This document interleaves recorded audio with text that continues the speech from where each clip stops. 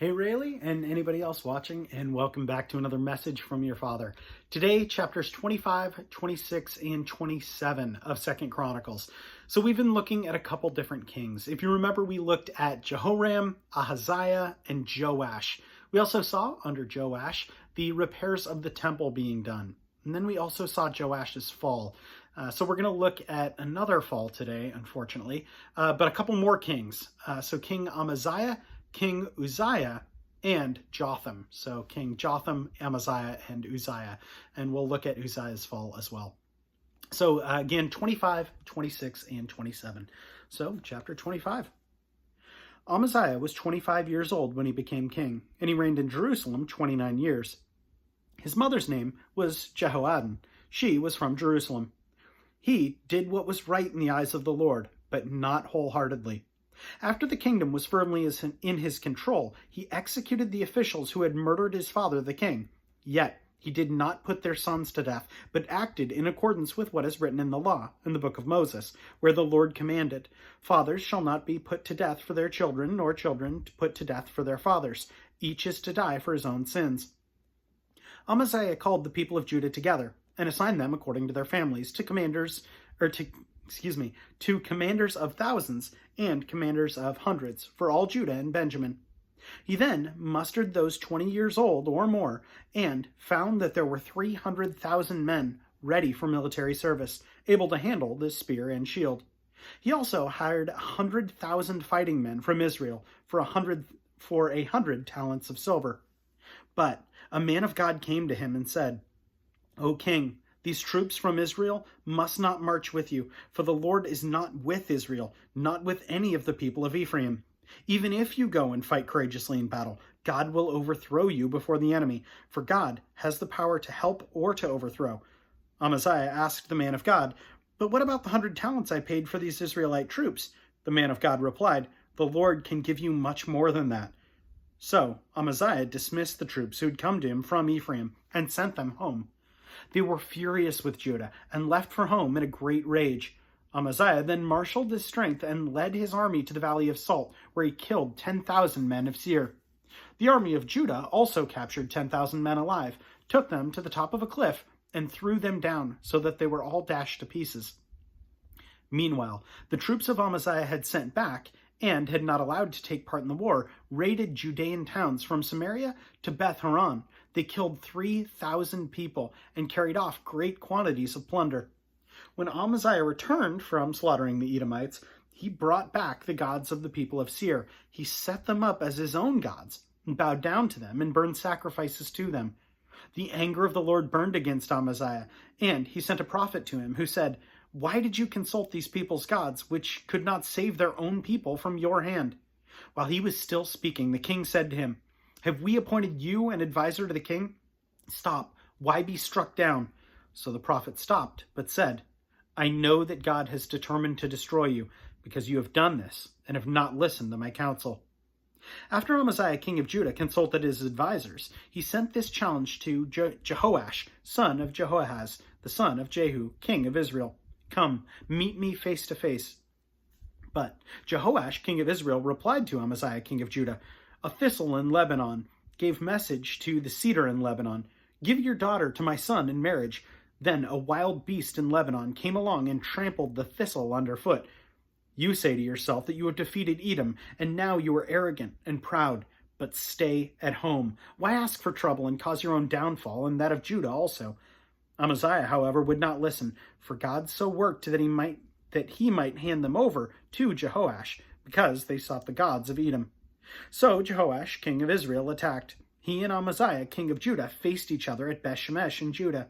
Judah was routed by Israel, and every man fled to his home. Jehoash, king of Israel, captured Amaziah, king of Judah, the son of Joash, the son of Ahaziah, at Beth-shemesh.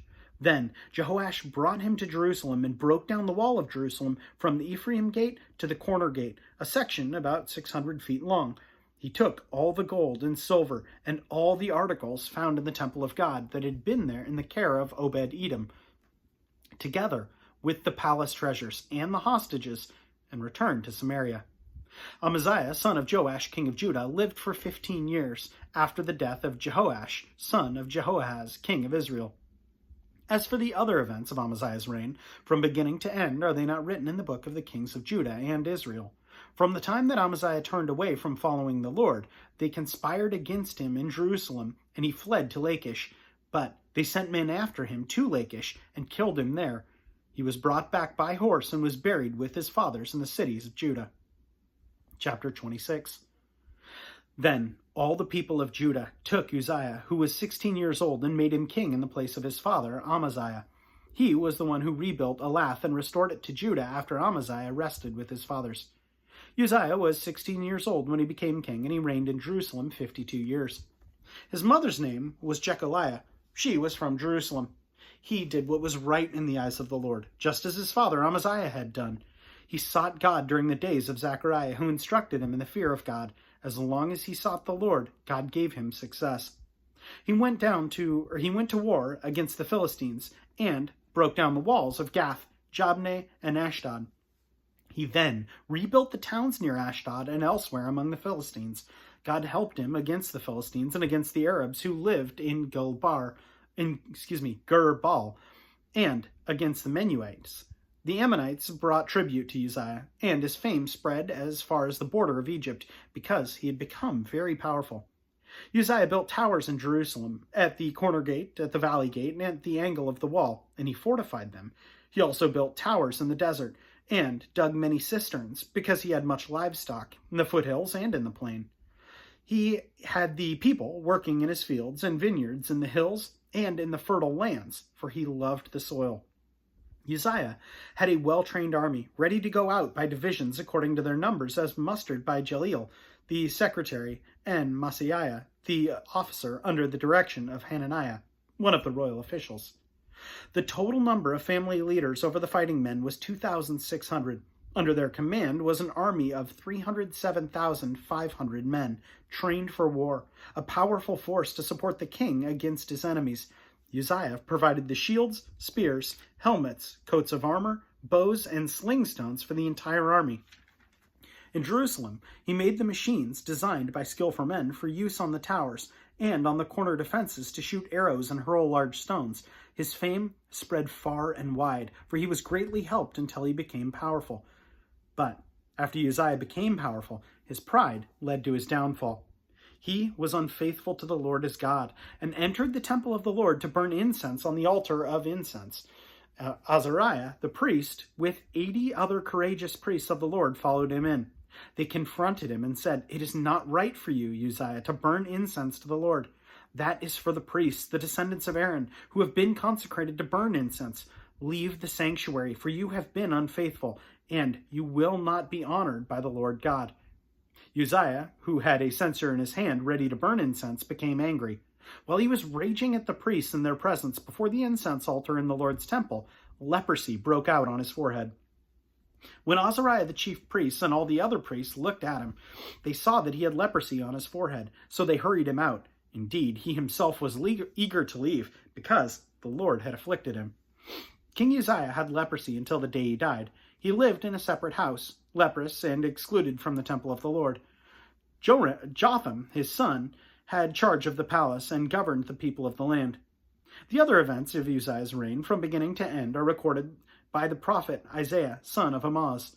Uzziah rested with his fathers and was buried near them in a field for burial that belonged to the kings, for the people said he had leprosy.